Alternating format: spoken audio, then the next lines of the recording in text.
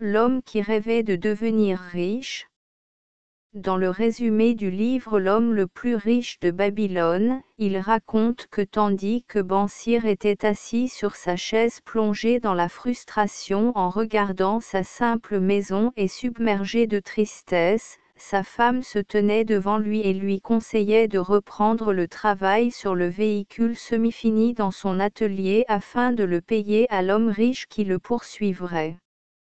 Cela valait l'argent, et l'indifférence de Bansir, en revanche, était profonde dans ses pensées. Et tout ce qui occupait son esprit était un rêve qu'il voyait à plusieurs reprises, à savoir qu'il était un homme riche jetant de l'argent là où il allait, même sa femme rusée était dans le meilleur état et les rides étaient tombées de son visage, et il s'était retourné entre lui et son ami proche Cobb après lui avoir dit ce qu'il avait vu dans son rêve sur leur pauvreté extrême. Ils partagent tous les deux le sac d'argent vide, mais ils ont finalement conclu que la raison de leur pauvreté est qu'ils ne recherchent jamais la richesse. L'homme le plus riche de Babylone. Il était l'homme le plus riche de l'ancienne Babylone, appelé Arcadée, et sa réputation était répandue dans l'est et l'ouest du pays avec l'abondance de son argent et son abondance de dons et de générosité. Et peinant pour le récolter, mais il n'y avait de fruits que lorsque son travail dans les archives l'a amené à rencontrer Jéhémish, qui était un riche marchand, et c'est ce qui est mentionné dans le résumé du livre L'homme le plus riche de Babylone. Après un bon accord entre Arcadée et El-Gamay a décidé de lui offrir son expérience de gagner de l'argent sur une plaque d'or, alors il lui a dit qu'il devait d'abord se payer lui-même de ses revenus, puis payer le vendeur de chaussures et la nourriture, de sorte qu'il se paie pas moins d'un dixième de son revenu, et ensuite il doit en faisant travailler ses revenus en sa faveur récolter de plus en plus de fruits afin qu'il puisse plus tard réaliser ce qu'il veut. Comment faire face à l'imposition? Depuis des temps immémoriaux, les gens aimaient la chance et souhaitaient qu'elle soit toujours avec eux. Il y a 4000 ans, les gens rêvaient encore de bonne chance, et les anciens hommes de Babylone s'efforçaient de trouver un moyen de faire en sorte que la chance leur arrive, alors ils ont décidé de l'explorer, ce qui a conduit à la prospérité de la ville de Babylone, bien qu'il n'y ait pas eu d'école dans le passé, mais les habitants de Babylone jouissaient d'un haut degré de connaissance.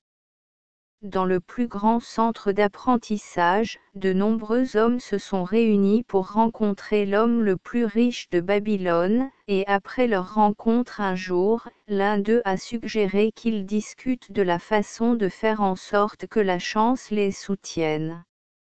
Façon en saisissant toutes les petites opportunités qui s'offrent à nous, l'activité et l'effort sont le meilleur moyen de porter chance. Résumé du livre The Richest Man in Babylon, de Jewel Diller.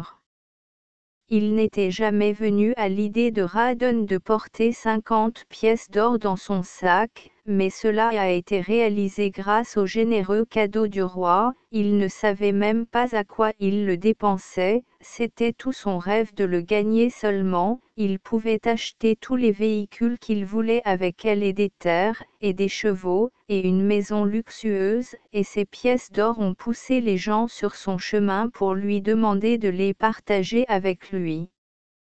Cela poussa Radon à se rendre chez le marchand de tissus rares et de bijoux, et le marchand fut choqué par sa demande car personne ne lui avait jamais demandé son aide ou ses conseils, bien qu'il fût un vieil homme plein de jugement, et le bijoutier donna généreusement à Radon un conseil, qu'il a inclus dans plusieurs histoires et situations qui se sont produites avec lui, et dont le résumé était que Radon ne sortirait pas une seule pièce de son sac d'argent à moins qu'il ne sache avec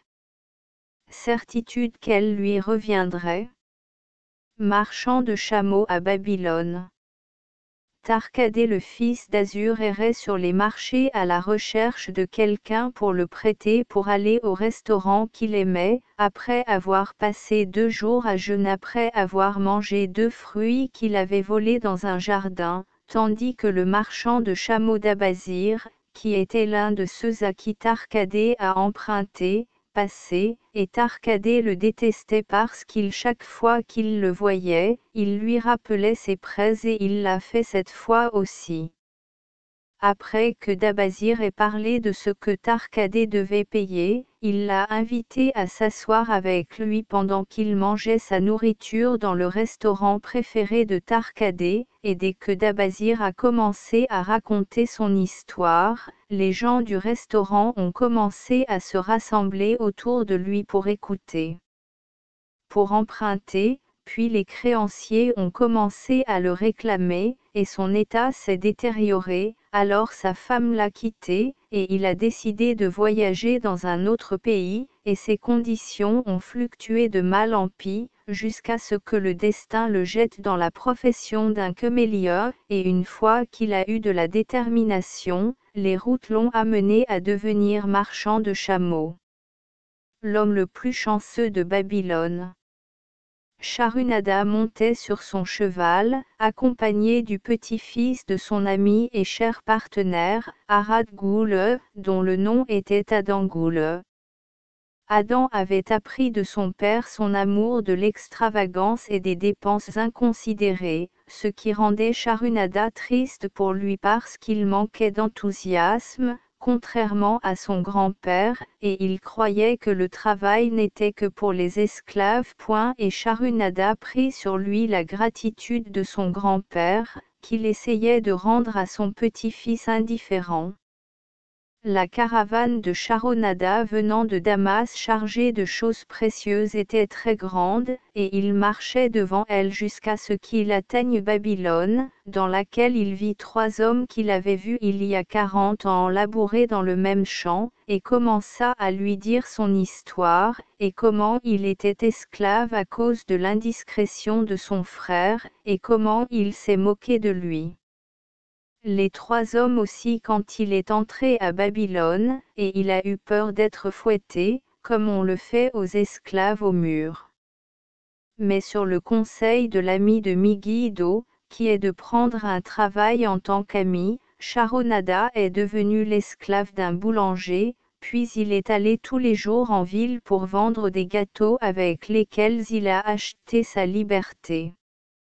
Marchand de tapis, mais après un certain temps, les ventes de tapis d'Arad ont diminué, alors il s'est plaint à Sharunada qu'il voulait rester avec un partenaire parce qu'il avait peur de perdre, alors Sharunada lui a dit de vendre en tant qu'homme libre, pas en tant qu'esclave, et cela des conseils d'or lui ont profité, et il n'a pas fallu longtemps jusqu'à ce qu'Arad lui dise qu'il était devenu libre, et son visage brillait d'espoir et brillait, comme mentionné dans le résumé du livre L'homme le plus riche de Babylone. Et parce qu'il était impossible de continuer la situation, le maître de Sharunada s'est endetté, et il avait hypothéqué le titre de propriété de Sharunada à l'un des marchands, alors il le lui a pris pour travailler à la construction d'un nouveau canal, mais le travail était très dur et il a réussi à tuer Sharunada avec vigueur pendant plusieurs mois, jusqu'au jour où Monsieur Sassi est venu vers lui pour lui dire que le maître il en a acheté un nouveau, et il n'a cessé de penser à ce qui allait lui arriver, mais la surprise a été que celui qui l'a acheté était Arad Ghul, et dès qu'ils ont commencé le voyage, Arad a rompu le titre de propriété pour devenir un Sharunada libre, puis il l'a pris comme partenaire, et après que Sharunada ait terminé son histoire, la pensée du jeune homme a complètement changé et il a décidé de suivre l'approche de grand-père.